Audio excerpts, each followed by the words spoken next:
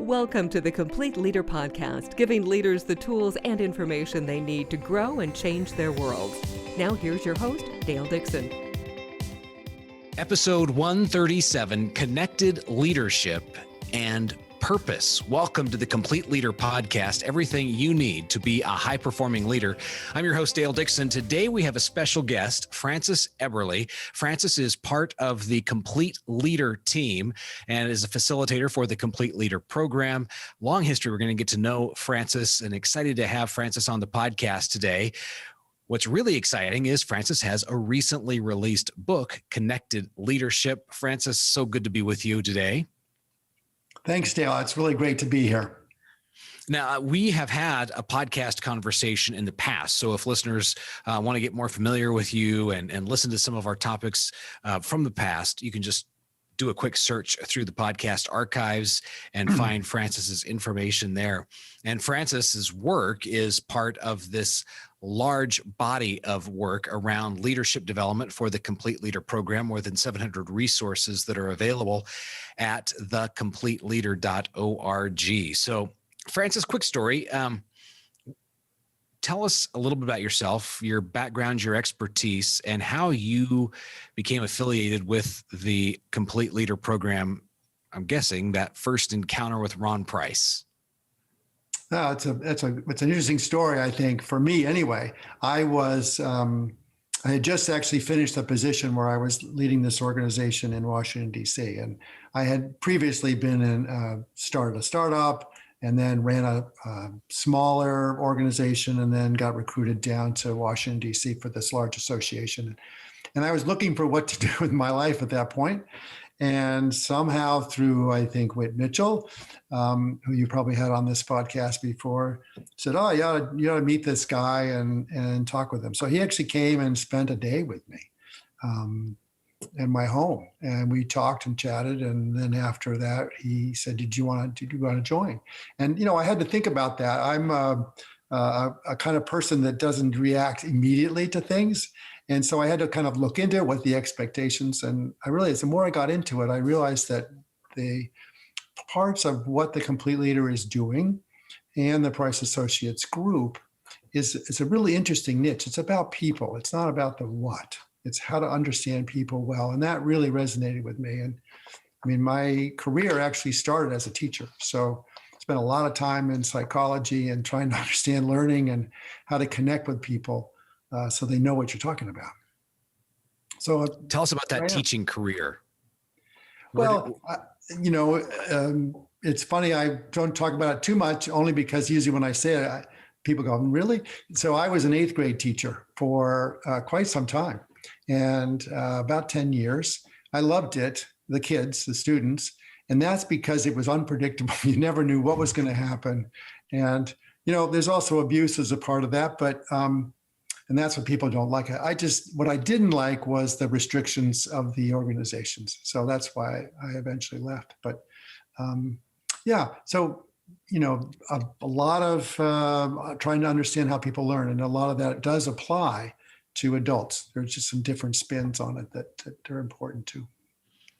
Well, I would say from a parent's perspective of having kids who are in junior high, I can tell you that that anybody who can spend 10 years with 8th graders has a special place in my heart and has established a level of expertise. So I'm looking forward to this conversation, because connecting with an 8th grader is a tough job. Anybody knows those junior high years. Yeah. So let's talk about the book. It's just sitting over your shoulder on the bookshelf behind you. It's titled Connected Leadership, recently out. And tell us why. What prompted you to write this book and now? Yeah. Well, one of the things I want to say, Dale, about this is actually it's the byline that goes with the title Connected Leadership, which really says what it's about, which is engage your workforce to lead themselves. So what I learned in my various roles as a leader is that the world is really complex. And as things seem to be happening, I mean, you've got suppliers and partners and contractors and part-time people, remote people, and customers, and all the stuff that goes with them with social media now. And then you add technology on top of that. It's a really very busy and flurrying world. And so you add the pace with which things are going. One person can't handle that. So you really need to find ways to engage the people around you so that they can begin to making important decisions and carrying those out, so that you're not doing that. It's a change of where people think about leaders. Sometimes you hear people say, well, being at the top is a lonely position. I never found that, and particularly in the large organization, everybody inside and outside the organization wanted your attention. So you weren't being left alone at all. So you have to figure out ways or find ways to connect them.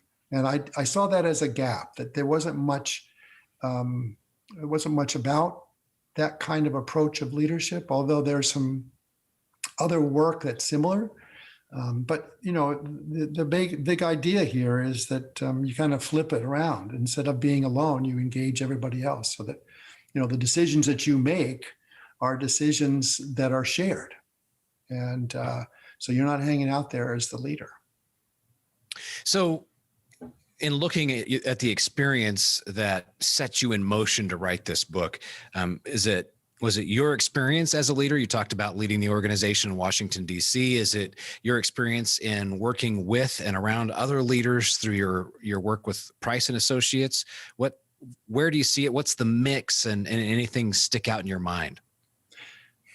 It's all those things. And I'll relate a story that's actually in the book. And it's kind of an odd one in the sense it goes all the way back to high school. I had this fortunate opportunity to go to a very small school. It was a private school. And that particular school had the senior class in charge of basically almost everything in the school. So from grounds to the kitchen to maintenance to even authority. So if some violation occurred at the school, the students would step in and make decisions about that. And what I observed going through that, and then being a senior, is that there are good leaders and bad leaders, and people that they respect, that the students respect, and people, students don't respect and avoid. And I saw those same behaviors through my whole experience. So, you can find leaders where they've got followers, or they have people who really want to work with them and look for those opportunities. And then there are those that avoid. And I've seen some bad leaders too, and unfortunately, but I think that's part of the world. So that's part of the incentive for me to articulate this in some way. And I tried to create a model. So there is a model that simplifies it, because it's pretty complex. And it has 4 parts: purpose, people, which is the who and what, and the actions, which is plan and implementation, and then the attention is the last one. So, perfect place for us to jump in. Let's start with purpose today in the podcast, and let's look at the role purpose plays in being a connected leader. So first, before we jump in, you've alluded to it already, but let's really dissect, what does a connected leader look like? What does good look like when we're talking about a connected leader? Yeah, so it's somebody who is, in a simple way, and this is going to sound heretical or something, but is giving away authority, that is allowing people throughout the organization to take responsibility and lead. So they're in communication. There are times when they have to make the hard decision, but most of the time it is listening, paying attention, elevating people into positions, giving them responsibility, and then not blaming when there's problems, because problems do arise. They will, but using those as opportunities to learn. And it's a different kind of model. It's not one that's commonly sort of used to, but that we've, at least for me, in the positions that I've been into before I was a leader, that is watching, there weren't many leaders that did that. And I think I wasn't always great at it, but I think I tried, which is, more than many, I think. So in starting this process out, following you've broken this into a model of purpose, people, actions, and attention. if we start with purpose, what does purpose look like for a connected leader? Yeah. So the purpose is really your ultimate task. That, what makes you, or what is it that it makes you valuable to the world or to that organization. And for me, it's the center of the model. It's the core. That without that, everything else is really not going to function in a very coordinated or aligned way. And it's if you've got strong purpose personally and in the organization, that's the ability to get the proverbial rock up the hill. If you don't have that purpose, and so it's not uncommon for people to talk about it. I mean, very well-known authors in leadership, Stephen Covey, Tom Peters, Jim Collins, all talked about the importance of purpose, which is the why. Why do you exist, or why do you have this? And it's actually a question I ask in some of those smaller organizations. It says, why are we here? What is it that we do? And there are times when you can ask the question, so we should be able to work ourselves out of a job, right? If we do our job really well, then customers will be satisfied and we won't need to be here. Well, of course, that never happened, but the trying to get to the sort of intrinsic value or component of what you do and what you're offering to the larger community or world is really key.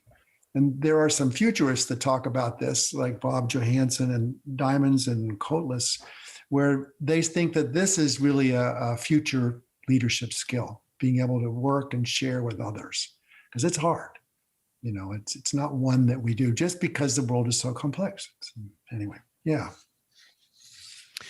Dive deeper into the future leadership skill. We're saying it's important now and even more important into the future.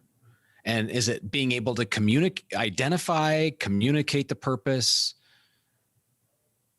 It is in terms of purpose, it is identifying why you should be there or why you are there, and what service product are you providing that makes the world better. Are you solving a problem?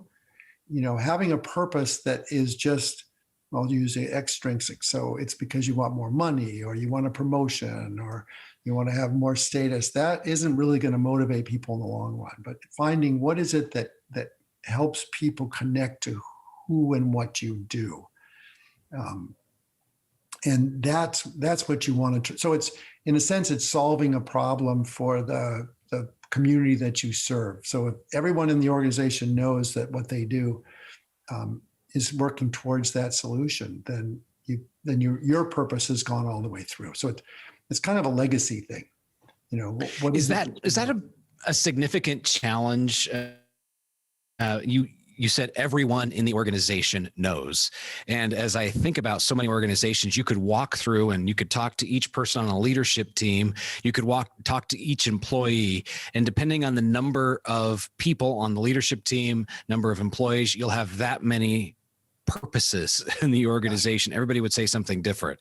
So this is a core challenge for leaders to get everybody singing off the same sheet of music. Yeah, no, absolutely. And, I don't know who told me the first time this phrase, but I think it might have been this press person in one of the organizations. But what she said was, when you explain your purpose or what you're doing, it's more like a parade than an event. And it made me think about that a bit. And so an event is, maybe the big annual meeting, or you get a gathering of people in a room and you can say, here's our vision, and it's a pronouncement or a project launch or a new initiative. This is our purpose for this project. And then maybe it goes up on a wall somewhere, or it gets revisited a couple of times during the year. But those are events. So a parade is more like, if you're watching a parade and people are going by you in floats and bands and so forth, they're always moving and it's always new people. So every one of those people need to know your purpose or the organization's purpose. So you just have to keep saying it over and over and over and again in every context. Remember, this is why we're here. And you don't have to be completely redundant, but to continue to remind people, and it's not that they forget, but in the busyness of what they're doing, sometimes they don't make that connection. So I think of it. So like, break it down for us. What's the to-do for us today? If we want to be more connected leaders, what's the to-do for us?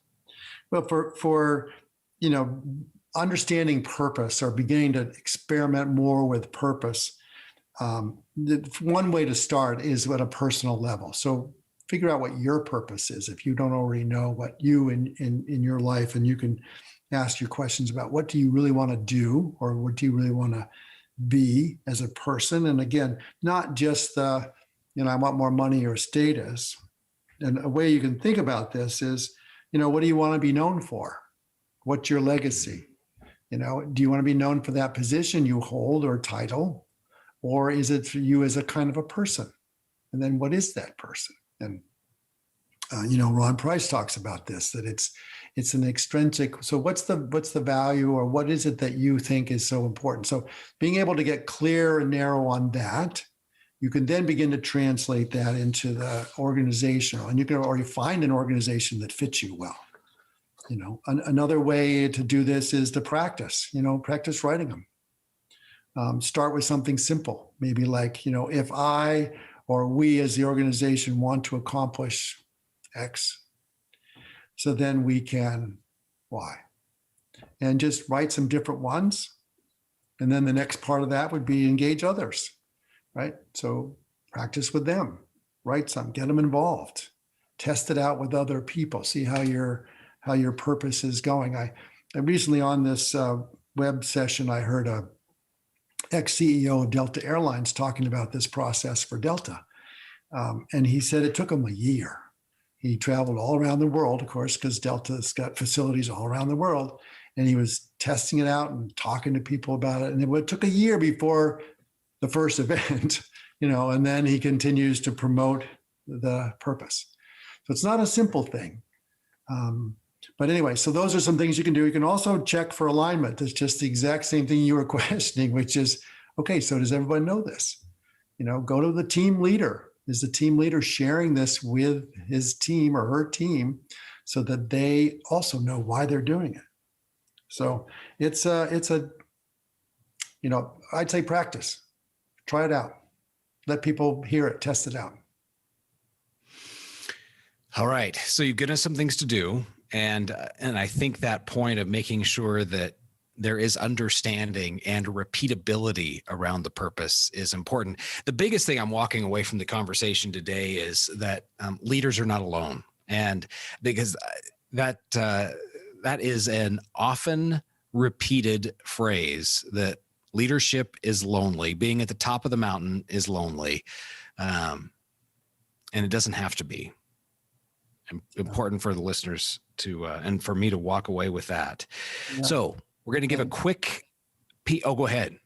Well, I was just going to say, Dale, an example, which I like, because I think it's a gap in my life, is a purpose should be an attractor, should it bring you in. So I don't know if folks know about Thrive Global. It's newish, Adriana Huffington's new company, and it's really around mindfulness.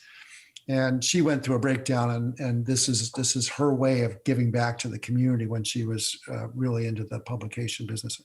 Anyway, the purpose of this organization is to improve people's mental resilience, health, and production in the new normal and beyond. So if you think about that, it's specific. It also puts a time, where are we going with this? And so if your purpose is really clear, you become an attractor. People will want to work there. Like, I could probably work there because I have gaps in this. But, the point is that the purpose should be strong enough to really bring it, in, bring people in to want to work there.